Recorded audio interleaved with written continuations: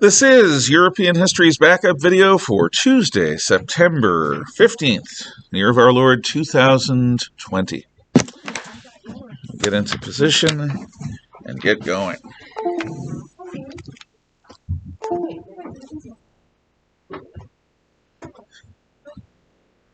Okay. So, first of all, and those of you who were here yesterday have been through this, and those of you who were online yesterday saw this remotely, what you have in front of you is a collection of exemplars, which is a fancy word for examples. And these are examples of A-plus quality work. I have removed the names to protect the guilty, but basically 5 examples of A-plus quality work, page 1 and page 2, are now in your hands. What this should do is it should help you to make sure that you have an understanding of what it is I'm looking for. I do not have the time nor inclination to closely correct most work. Closely correcting involves making comments and corrections. I don't do that. What I'm doing instead is I'm showing you what I look for. And if you have questions, you can come talk to me about them during study lab or at some other point in time. And I'll be happy to coach you. But, so that is why you have that. Now I'll be calling people's names. Ms. Hepworth. You got to say something and wave so I know who you are and where you are. Good. I'm still learning names. Miss Hepworth again. Oh, this is What's that? Lisa's. Yeah, that's Woodward. Woodward. Thank you. It's the W's that got me. And not looking closely. Mr. Simpkins. Okay. Make sure you have it open. The note paper in front of you. Birmingham. Woodward. I'll bet that's you. Mr. Heaton.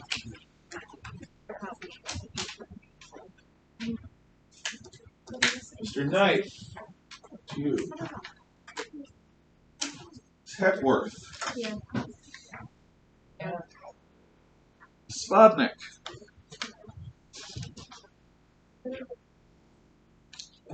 And Miss Spodnik.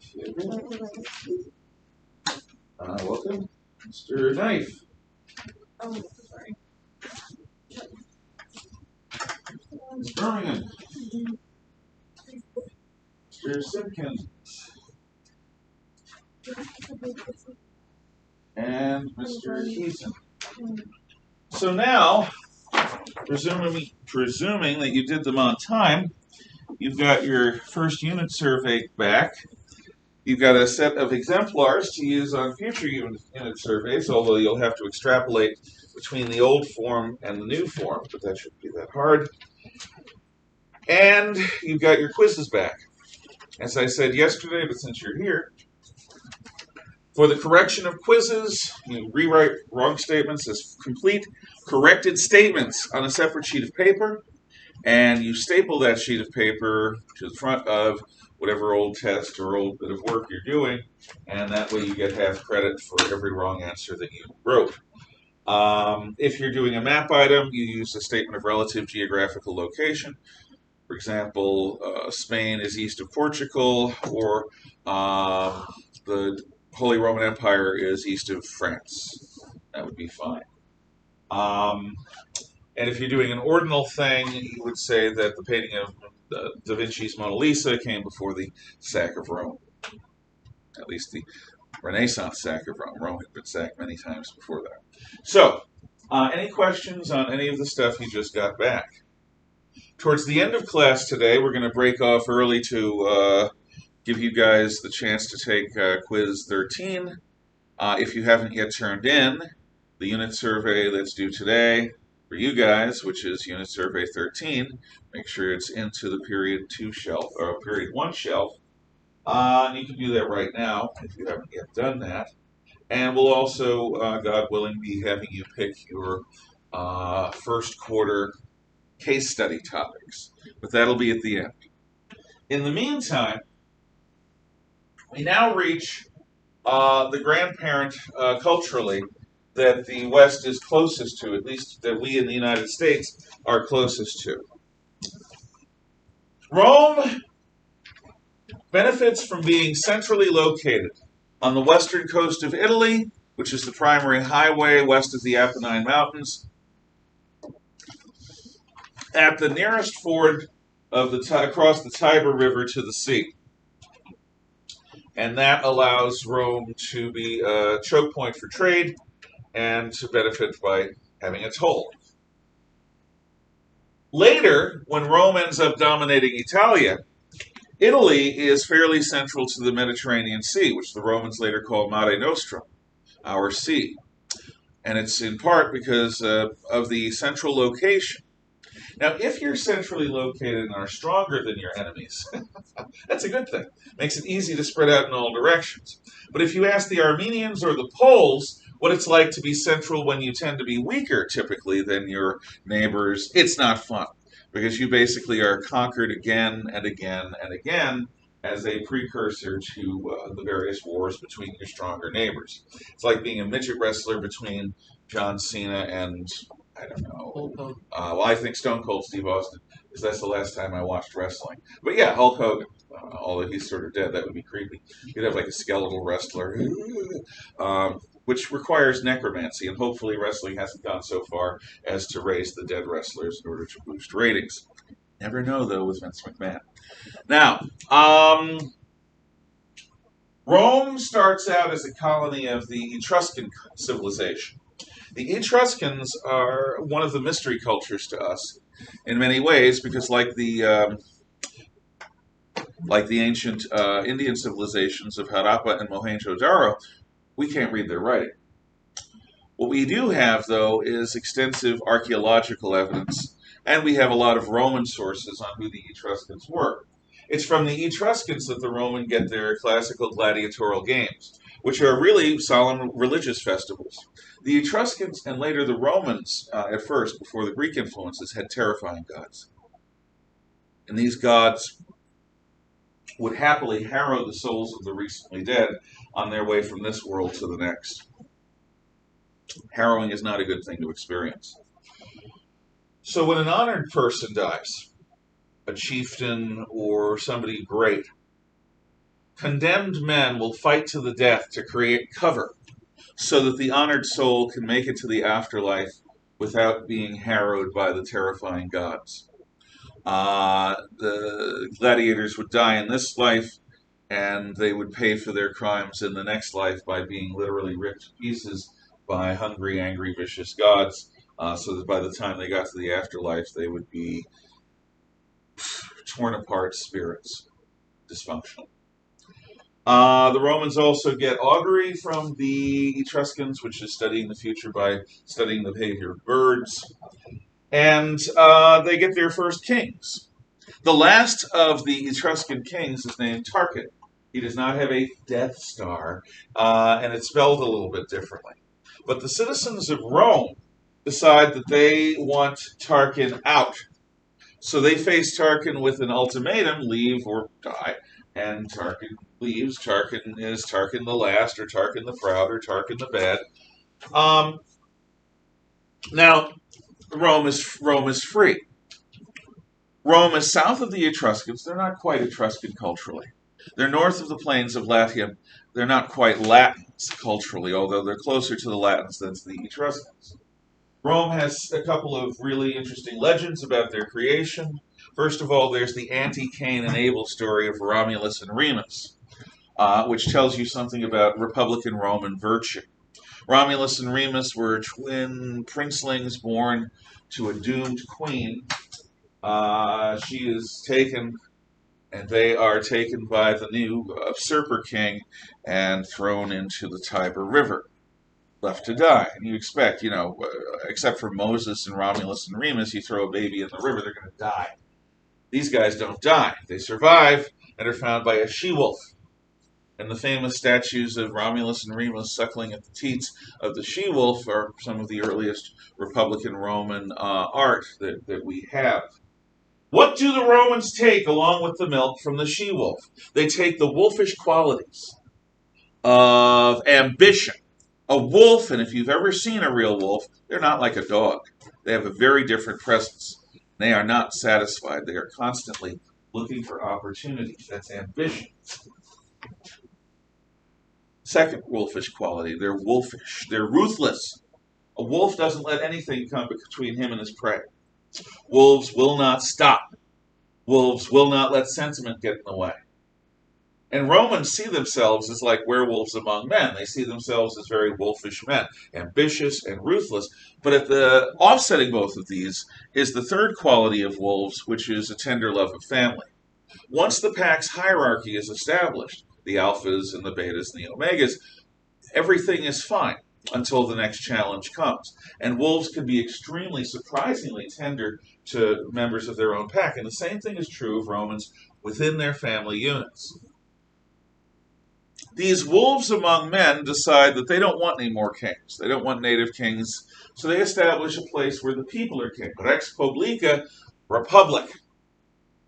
At first, the republic is dominated by the senatorial class, the patricians, the upper class. But the plebeians go on strike. They leave. They go to a nearby hilltop and say, we're going to have our own town. And suddenly, you have a bunch of leaders without followers, you have a bunch of households without servants, you have a bunch of soldiers without blacksmiths, and fairly soon the Senate sends a delegation to the plebeians saying, what will it take to get you to come back? Because we really should be together. And the plebeians demand, among other things, the 12 tables. Do any of you recall what they are from last year? Don't make Mrs. Stembridge cry. What are the 12 tables? Do I need to roll? Do I need to put one of you on the spot? I'd rather not. Yes. It was like 12 rules that were basically set down to make the Constitution of Rome more equal for the Canadians. Good. In effect, yeah.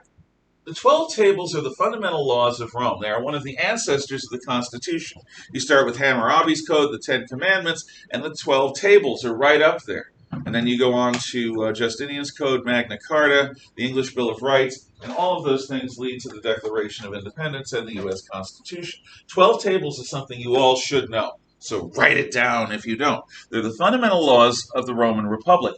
And they're carved into 12 stone tables that anyone can see. What is the purpose of this? Well, the purpose is so that everyone can see the law. Up until now, the plebeians had been given the shaft in courts because wealthy people were able to convince judges who were also wealthy and probably friends to be favorable towards them. Now, everyone sees the law. The law must be objectively enforced. It's not a question of who you are, it's a question of what you do. And that is a principle of justice that we hold. Justice should be blind. I'm going to ask you ladies to separate just a little bit because you're too close. Just one of you go to the other side of the table, ladies, and that'll be fine. Another thing is that the legal distinctions between patricians and plebeians are largely eliminated. Largely. So a plebeian man could marry a patrician woman if the families permitted, so forth. But the fact that the law is there for everyone to see, now, could everyone read? No. But everyone could hire a scribe. And if somebody lies to you about what's being read there, it's pretty easy to spot. So the 12 tables, pretty big deal. And the principle of the Roman Republic, the principles, guide the formation and ongoing institutions of our American Republic. For example, no one is trusted with too much power. Power is the ultimate aphrodisiac, Secretary of State Henry Kissinger once said back in the 1970s. Power is seductive. It's the one ring. In place of a dark lord, you would have a queen, beautiful and terrible and fair. All would love me in despair, so spake Galadriel in The Lord of the Rings. Power. Ultimate power corrupts. Shakespeare once wrote, absolute power corrupts absolutely, which basically means total power totally corrupts. And he had reason to believe that. You take the most virtuous person, give them too much power, and they will probably lose their perspective. It's a psychological weakness that we are prone to. So the Romans never let anyone get too much power. Everyone had their power balanced off. They didn't even have a single presiding official over their republic. They had two. Instead of one president, they had two consuls. And each consul had to agree in order for something to happen. This took to the extent that during the Second Punic War, one of the consuls, really during the year of their consulship, wanted to close with Hannibal's army in Italy and destroy it. This is after Cannae, which is stupid because Hannibal demonstrated that he could defeat any Roman force that was there in Italy, at least that he probably would. So on the days when the aggressive consul was in command, the Roman army marches as quickly as possible towards Hannibal.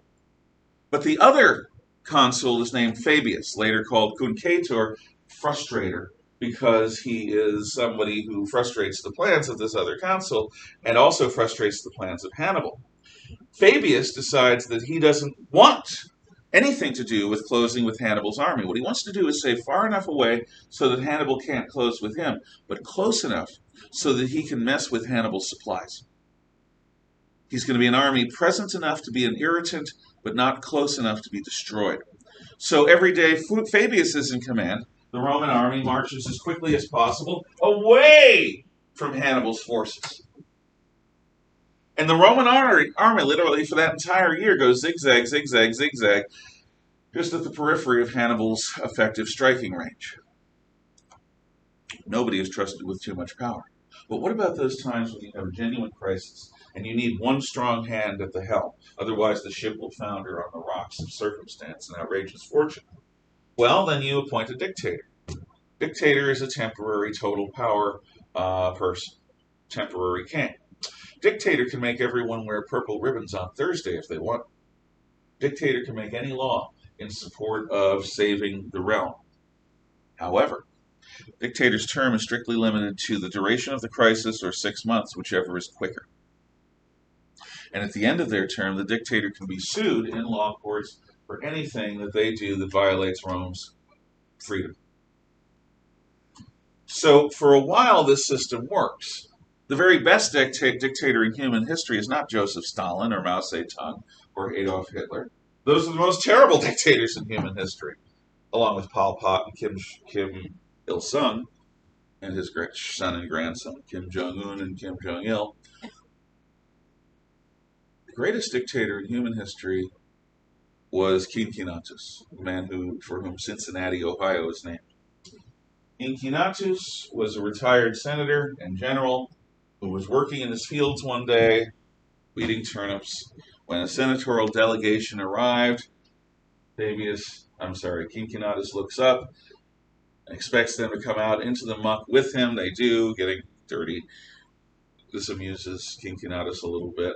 He says, what can I do for you? And they say, we are invaded. We need your help. The Republic calls you back to duty. We've named you dictator. Cincinnatus, basically like an old Maine farmer or lobsterman, says, hey, yeah. He leaves his turnip field, gets on his horse, rides to his army, trains it for a few weeks, defeats the enemy, and immediately as the enemy is being dispersed, before everything is completely done, but after the battle is definitively won, Cincinnatus says, I'm going home now, bye, and he leaves. The height of good manners is knowing when to leave, if you're a guest. The height of good manners for a dictator is knowing when to give up power.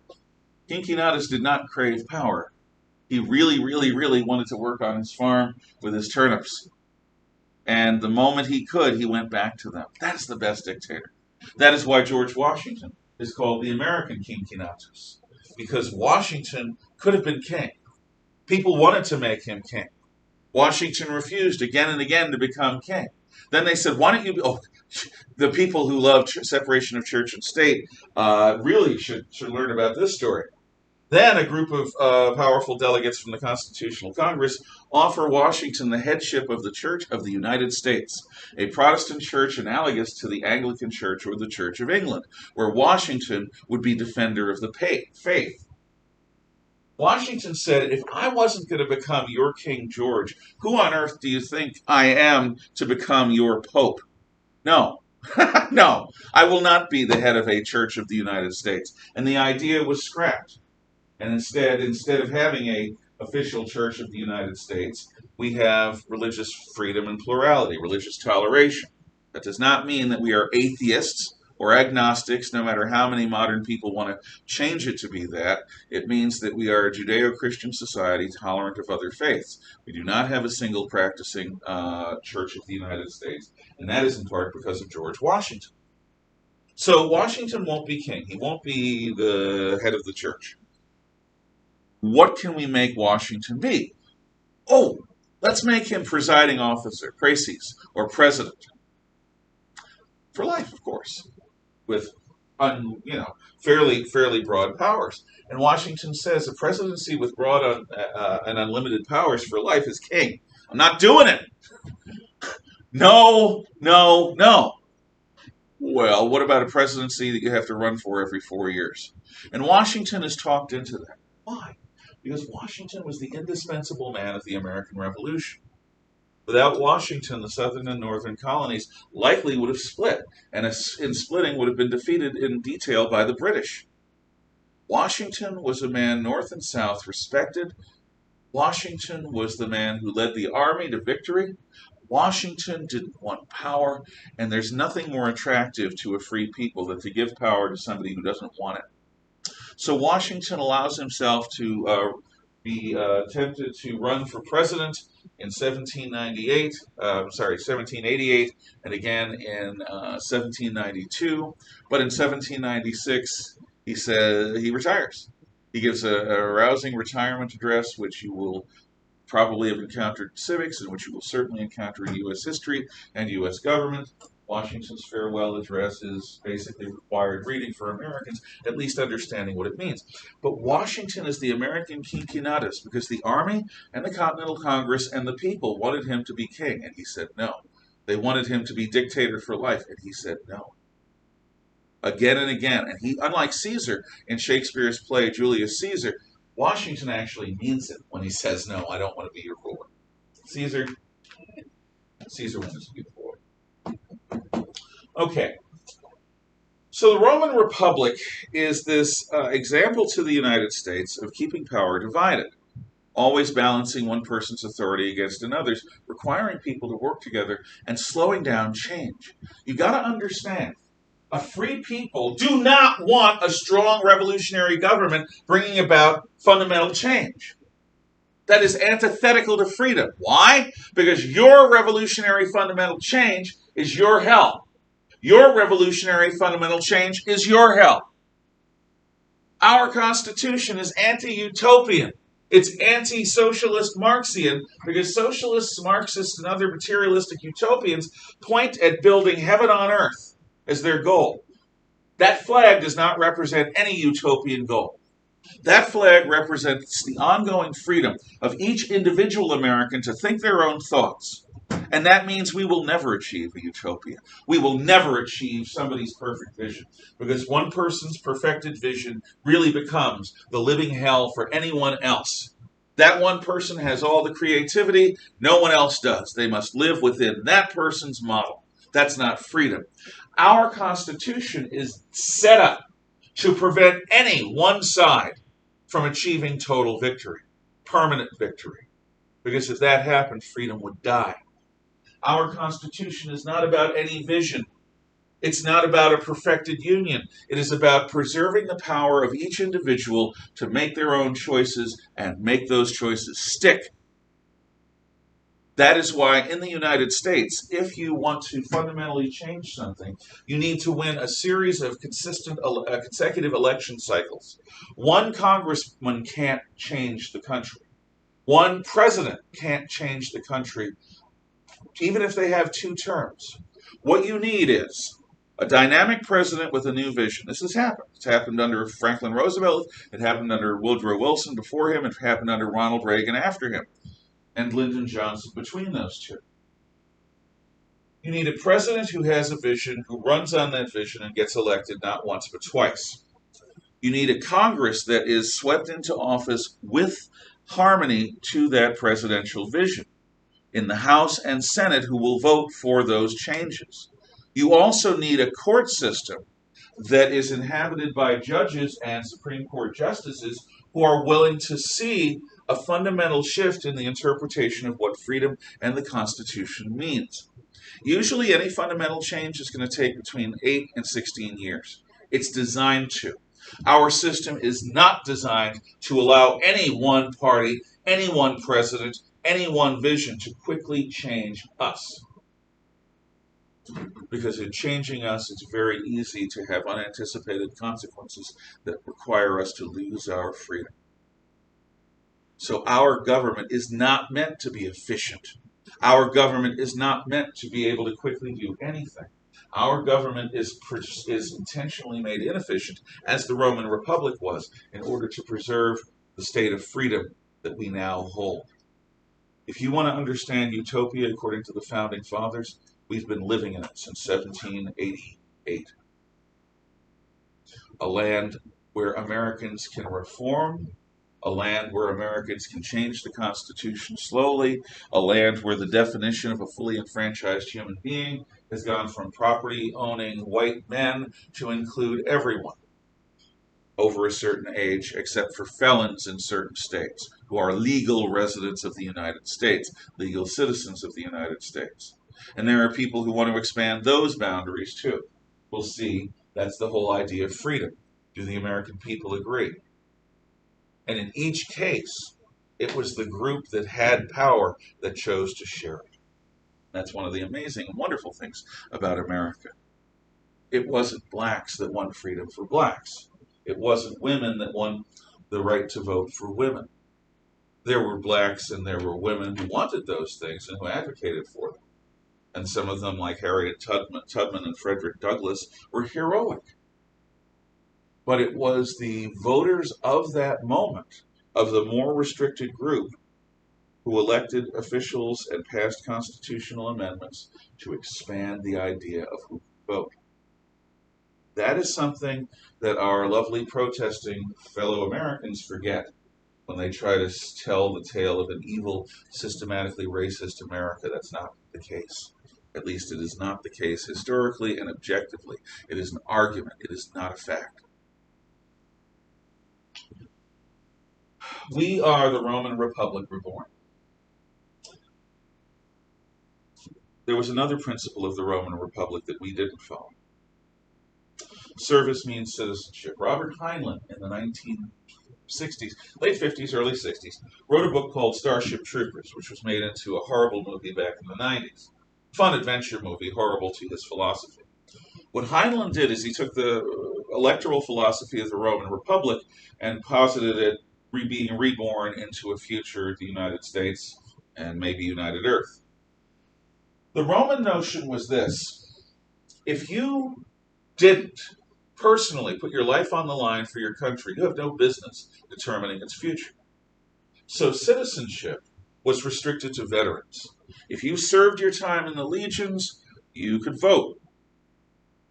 If you didn't serve your time in the legions, couldn't vote.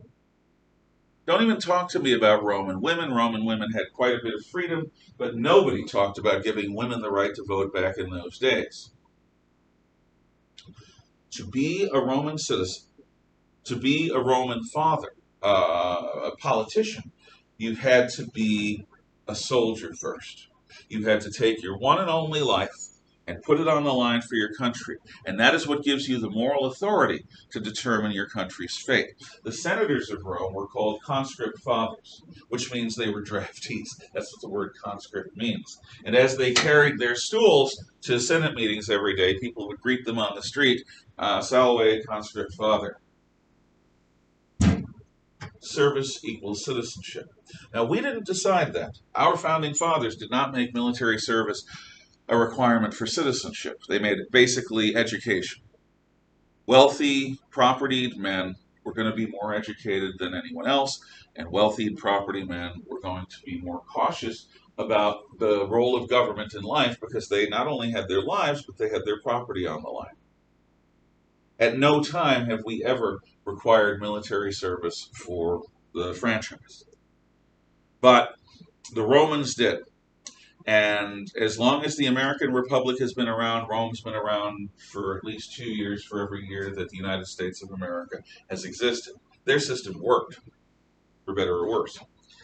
And it evolved over time to give plebeians more rights, to address the proletarian crisis, to fight the Punic Wars, and to try to grapple with the extreme wealth and the effects of slavery on the Roman Republic after the Punic Wars. The Republic largely functioned. And that's why our founders chose it as our model.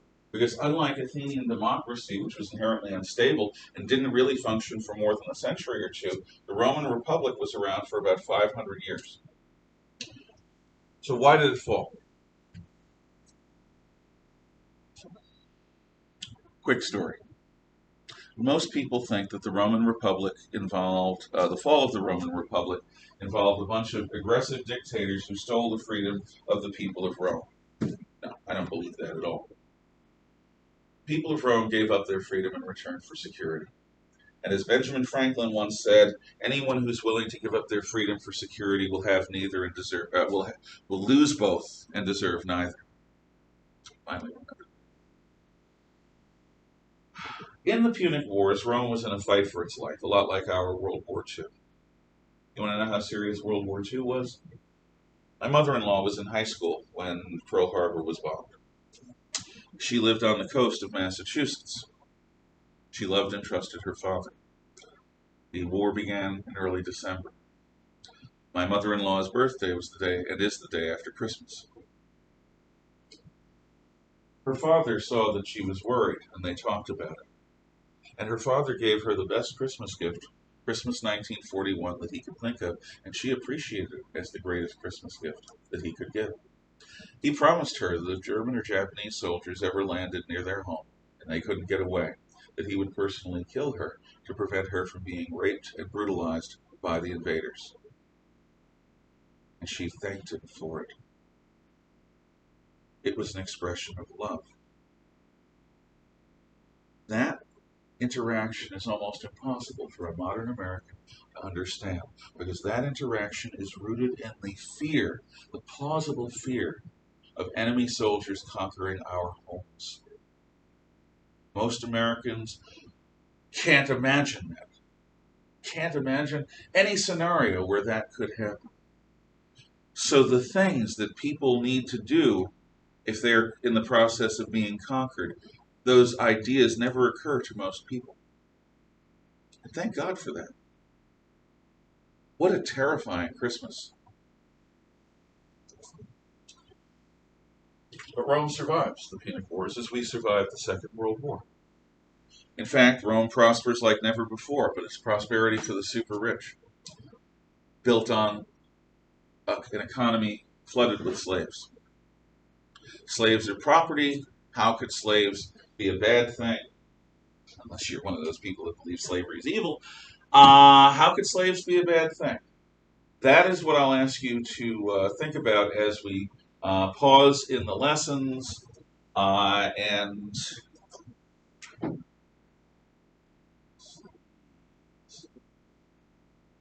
at this point, I'm going to shut off the video, shut off the live stream, and give these people their quiz, and we'll go over case study topics. Bye.